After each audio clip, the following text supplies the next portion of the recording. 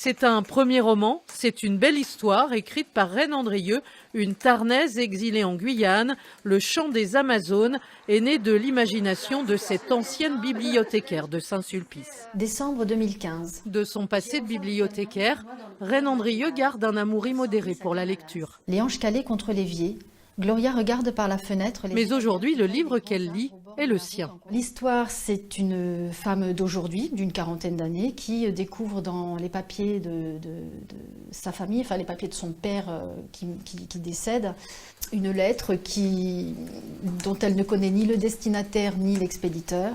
L'expéditeur est un bagnard originaire du Tarn. Gloria, l'héroïne, elle, habite justement une petite ville tarnaise, Camalins, l'équivalent de Groyer dans la vraie vie.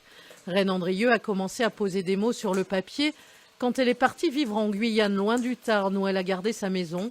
Impossible pour elle de ne pas lier les deux territoires. Je parlais de deux sujets qui m'intéressaient énormément. D'un côté le bagne, de l'autre côté l'idée des mégisseries. Je trouvais que c'était un sujet intéressant à plein de points de vue, que ce soit local, social, économique, historique.